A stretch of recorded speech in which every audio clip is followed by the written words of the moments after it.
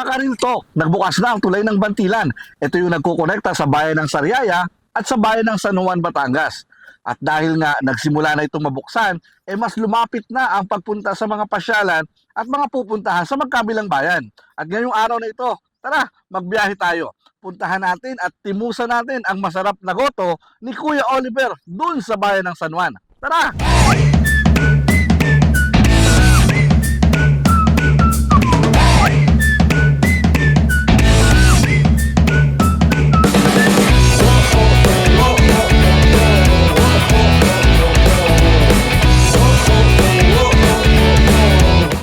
Ang ecotourism road na ito at talagang isa sa nagbigay at nagbukas ng daan para sa mga beaches na nandito sa bayan ng Sariaya. Naging daan din ito para mas mapaunlad ang ilang mga barangay dito dahil sa pagbubukas ng iba't ibang mga factory at ilang negosyo dito sa bayan ng Sariaya.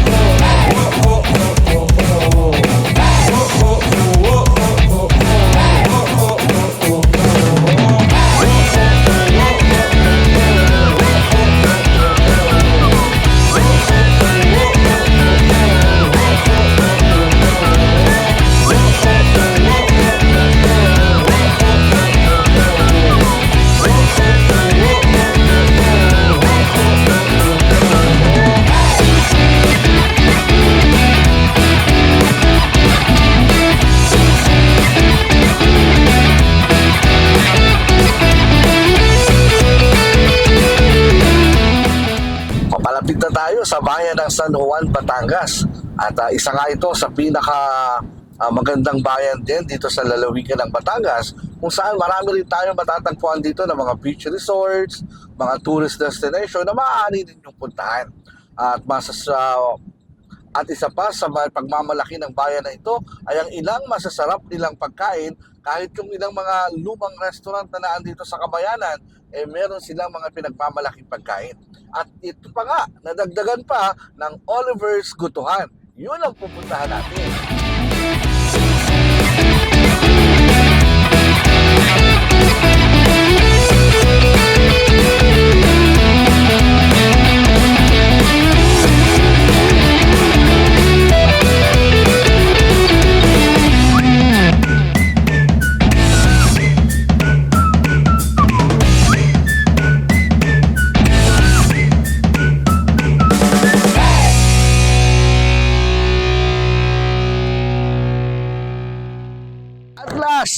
Andito na tayo. Malapit-lapit na nating matikman ang pinagmamalaki nilang Kuya Oliver's Gutuhan. Tara, puntahan na natin.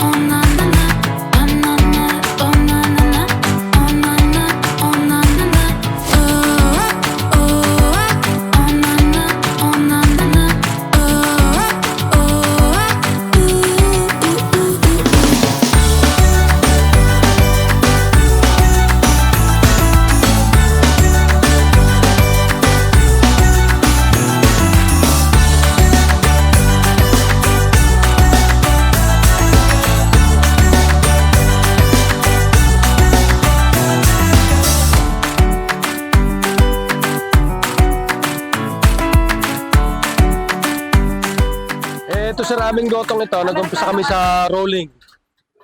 Rolling, nakabike lang ako nung una sa year 2000. Pagkalipas ng 3 taong kung pasinsay-sinsay dito sa aming lugar, sa aming mga terminal, nagpwesto na ako dahil nakakasalubong ko ng mga customer dyan sa highway. Yun, nakapagpwesto ako sa tabi ng highway. 2003. Yun, nagtuloy-tuloy na hanggang sa napalipat ako dito ng pandemic.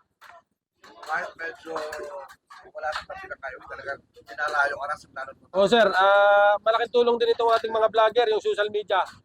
Talagang ibig sabihin talagang nakatulong ng malaki. Noon naman ano din, bihira yung nakakarating dito at palibasa nasa loob na kami.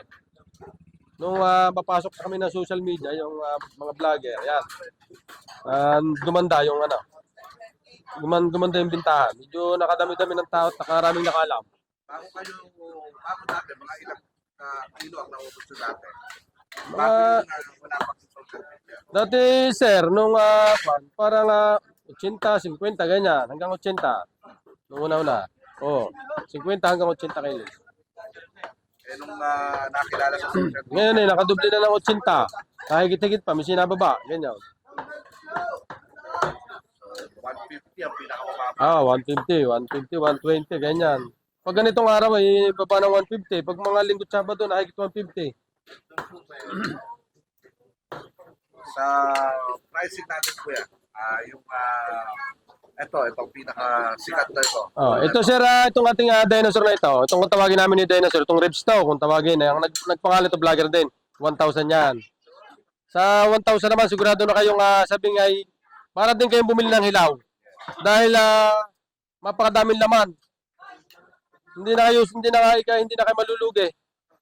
Tapos ordinary na po. Meron po kami 150, may 200. Yan, ang amin pong serving na itong medyo maliliit na yan. Ating boss, brother. Dalawa ka kayo. Yung cotton ball ninyo, dinagdag nyo na lang sa Pampano din. Pag kami na-order na purong batin ball, di para sa 200 din sir. Medyo lang konti. Malalaki naman ang gayat, kaya itong kay Kuya Oliver, kilala ninyo. Ito po ang trademark ni Kuya Oliver, ang kanyang malalaking gayat. mula noon. Mula po noon hanggang ngayon. Dahil sabi nga nung ibang mga yung bagay mga nagpapalaw, siguro kaya daw lang malaking gayat dahil pinapakita sa picture. Hindi, ito po ay mula pa po noong kami nag-umpisa hanggang sa ngayon. May camera o wala? May camera o wala, isa po yan. Saka sabi ko nga, wala kaming ibig pinapaburan, pare-pares po yan. Mabalager, mapa-ordinaryo. Isa po yan. Ito.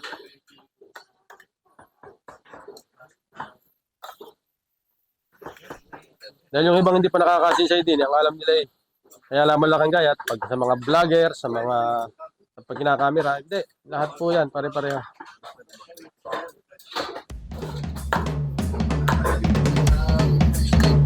Yan ang soup number 5 natin. Na laging gusto matimusan ng ating mga ibang mga customer.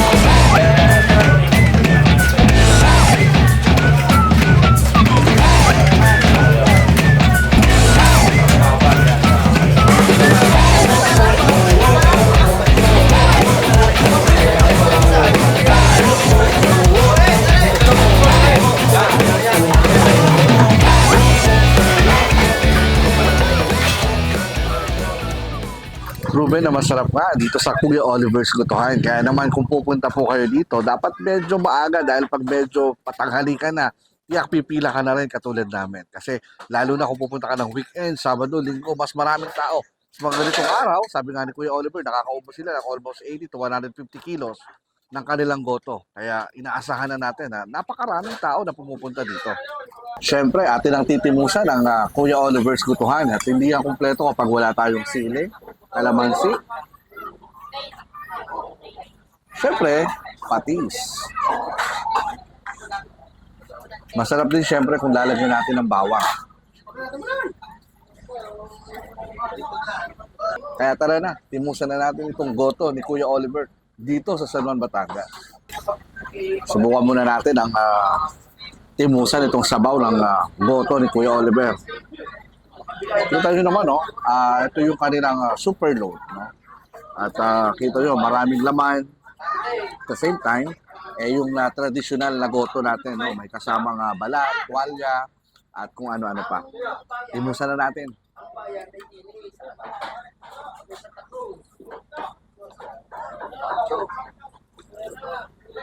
Nako, authentic na gotong Batangas talaga ang lasa, ano? Talagang masasabi natin na worth it ang paghihintay at syempre worth it din ang pagbiyahe ng mga taga-malalayong lugar pag tinimusan na nila itong masarap na goto ni Kuya Oliver.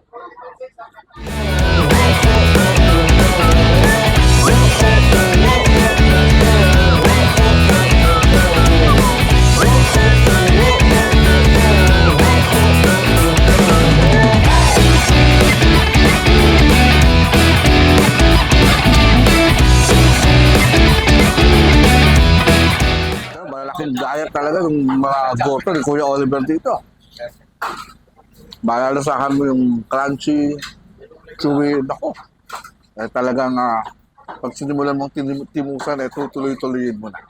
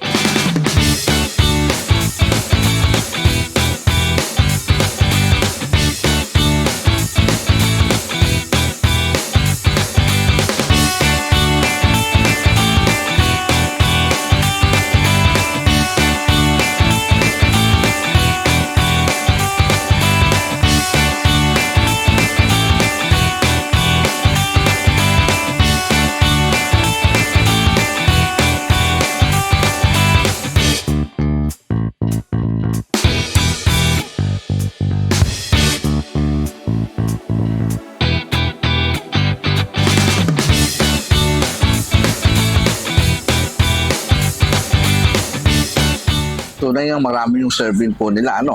At malalaki yung gayat. Kaya kung ang kakain dito medyo mahina-hina, yung isang super load na katulad nito, pwede na siguro pang 2, 3 kung mga babae ang kumakain, ano? Kaya hindi na kaya sigurado na sulit na ang inyong ibabayad.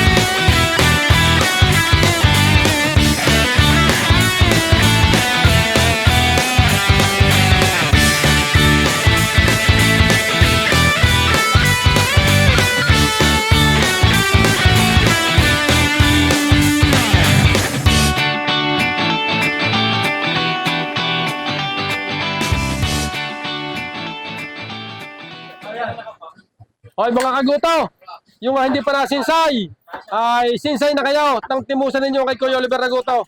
Di ni laging nag-aatak-antak sa sabaw. Talagang inang kananam-nanam.